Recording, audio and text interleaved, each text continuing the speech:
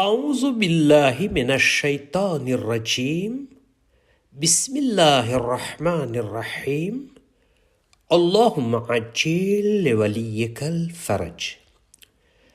हज़रत अमीरुल मोमिनीन अली इब्न अबी तालिब अलैहिस्सलातु वस्सलाम નહજુલ બલાગાની અંદર હિકમત નંબર 163માં ઇરશાદ ફરમાવે છે કે ગરીબી યાને મોહતાજી એક મોટી મોત છે. ઇમામ અલી અલૈહિસ્સલામ આ બાબતે જગ્યાએ બતાવ્યું છે. હિકમત નંબર 3માં છે કે હોશિયાર ગરીબ માણસની સારી દલીલ હોવા છતાં પણ જબાન બંધ થઈ જાય છે. એક જગ્યા હિકમત નંબર 65માં છે કે ફકીર વતનમાં હોય તો પણ તે પારકો છે. હિકમત નંબર 273માં છે કે જ્યારે માલદાર કંજુસાઈ કરે છે તો ફકીર અને મોહતાજ લોકો પોતાની આખિરતને દુનિયાના બદલામાં વહેંચી નાખે છે. આ તમામ ઇમામ અલૈહિસ્સલામના બયાનથી સમજાઈ આવે છે કે ગરીબી અને મોહતાજી કેટલી ખતરનાક બલા છે, જેનાથી દુનિયા અને આખિરત બંનેમાં નુકસાન ઉઠાવવું પડે છે.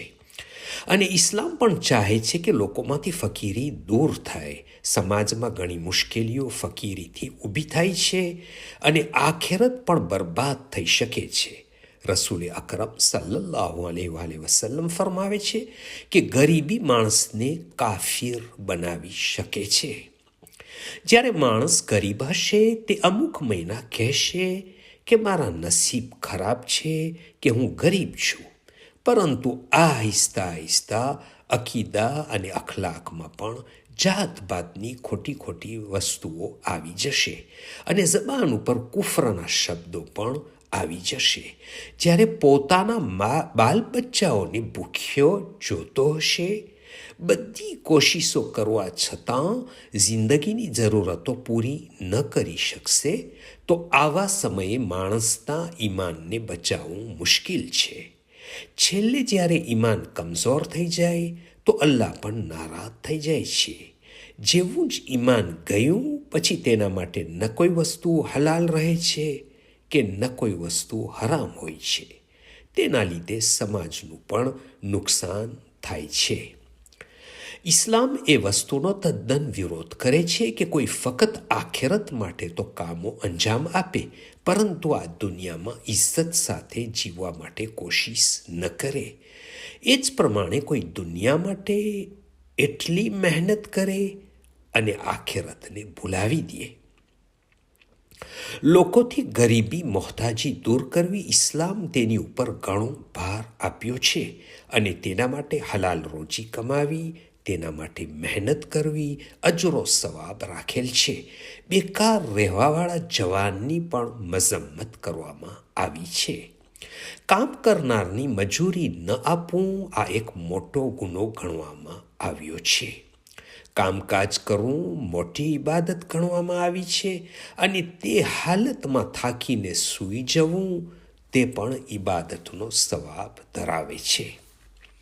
નબી સલ્લલ્લાહુ અલૈહિ વસલ્લમ ફરમાવે છે કે અમુક ગુના એવા હોય છે કે નમાઝ, રોઝા, ઝકાત, સદકા વગેરેથી સાફ નથી કરી શકાતા.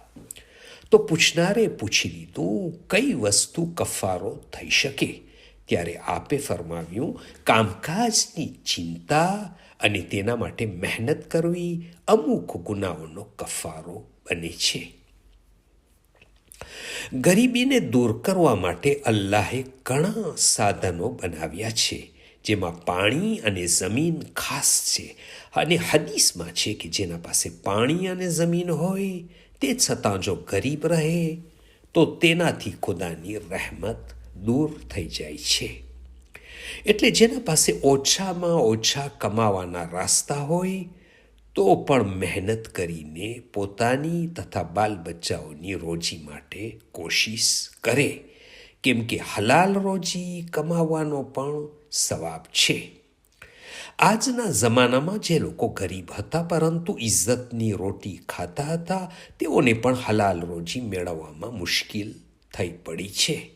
આવા સંજોગમાં જે લોકો હૈસિયત રાખે છે અને બીજાઓને કામ ધંધા પર રાખી શકે છે તેઓને આગળ આવીને ગરીબીને દૂર કરવાની કોશિશો કરવી જોઈએ.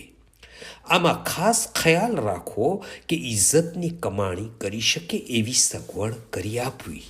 દરવાજા ઉપર ભટકે એવા ન બનાવવા. બેશક કોઈ મોમીનને કામ પર લગાવવું અજરો સવાબ રાખે છે અને આવતી પેઢી ગરીબીથી ન પીડાય તે માટે તેઓને સારામાં સારી તાલીમ આપવી જોઈએ, જેથી ઇમામે ઝમાના અજ્જલલ્લાહુ તઆલા ફરજહુ શરીફના હુકુમતમાં બહેતરીન ખાદિમ બની શકે ને પોતાના કુટુંબનું પણ ભરણ પોષણ કરી શકે. અલ્લાહુમ્મા સલ્લી અલા મુહમ્મદિન વ આલે Muhammad وعجل فرجهم from Fountain of Ahlul Bayt